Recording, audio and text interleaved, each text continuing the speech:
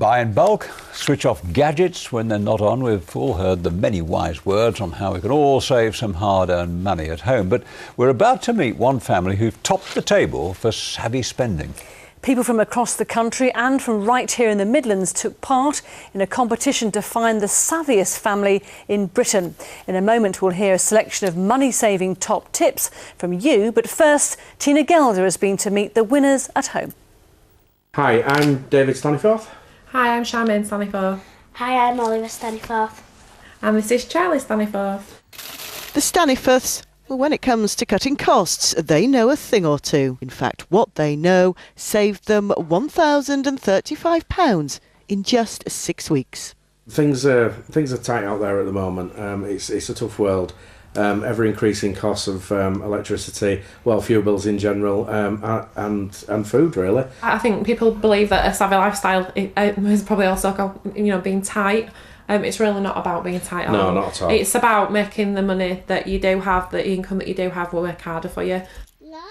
The Staniforths are now officially the UK's savviest family. So what are their top tips? Well, for one, shopping around for insurance. Go on the websites, you will always get a new customer discount. I haven't had the same insurance provider for 6 years now. Then there's selling unwanted items online.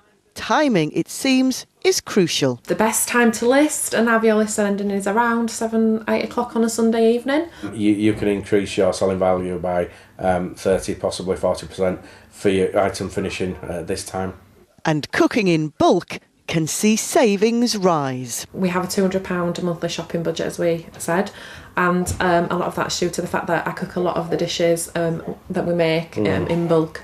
Tomato sauces, spag bol. When it's cooled down, cover it, pop it in the freezer. For this family, small changes have made a huge difference. We can give the children things, we can go on holidays and day trips out, and the children and themselves can have treats.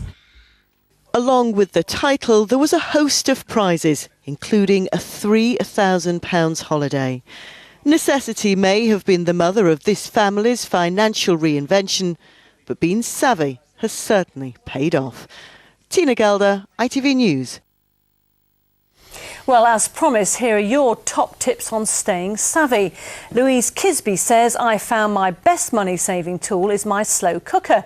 Cheaper to run than an oven, and I've cut the food bill down by £15 as I cook everything fresh from scratch. Also, when I'm not at work, I enter competitions to win items.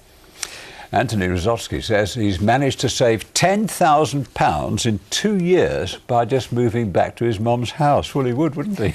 Anyway, he goes on to say that he's currently saving towards his own mortgage. Sinead Burke suggests if you boil more than you need and have a flask in the kettle beside you, you can pour the boiling water into it and save that for your next cuppa. Oh, very frugal that, isn't it? Richard Evans says, my partner and I work, and one of the best things to do is to write down set meals for the week. We can save nearly £150 in a fortnight. And Julie Francis says, put away 10% of your income and count it after a year. Well, thanks to everyone who sent in their savvy tips. And what's yours? Well, it's simple, really. Don't go shopping, is the first tip. But if you must, before you buy something, say, well, do I really want it? Do I really want it? And if you say, well, yes, possibly I want it, then you ask, do I really need it? Well, that's the difference. I mean, I think the simple thing is if you're going away, switch off your water heater, switch off your electric, and then when you get back, you can switch it back on again. The house is freezing cold, I know. Anyway. Well, from those money-saving tips, now to the group with the right dance moves. A crew from Leicester have made it through to the final of this year's Britain's Got Talent on ITV. The Addict Initiative is made up of 26 dancers aged between 17 and 31, and they came second in the public vote. And they'll compete in the grand final next month, where they could win £250,000 and a place at the Royal Variety Performance. Well, someone used to the big stage is Brummie rock legend Ozzy Osbourne, and the Black Sabbath star has revealed he wants to return to reality TV. Ozzy says he'd welcome the cameras back for one final episode of the MTV hit The Osbournes. Remember that? More on this story on our website, itv.com/central. But now for a look at the weather forecast for the next 24 hours. Cold. Probably. Here's Joe Blythe.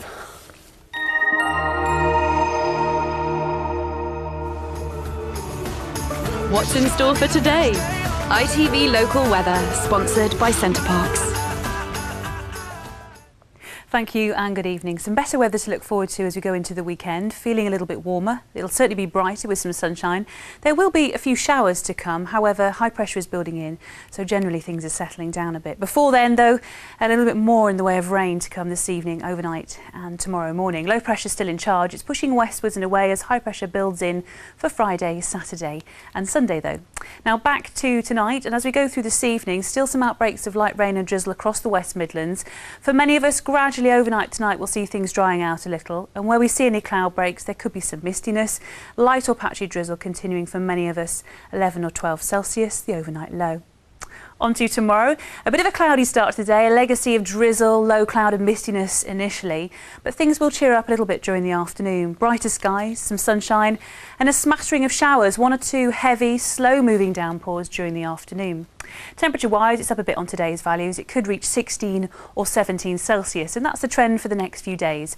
Picking up temperature wise, feeling a bit warmer, but there will be a few heavy, slow moving showers on Friday and Saturday. At the moment, Sunday looks a little drier and brighter too.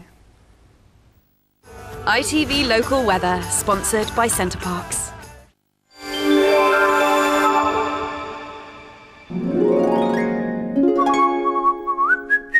The Pollen Count, sponsored by Checkatrade.com. Checkatrade.com. And we're now entering the grass pollen season. No real problems over the next couple of days or so. Across the Midlands it's likely to be low. Up to around moderate, however, on Saturday. Have a very good evening.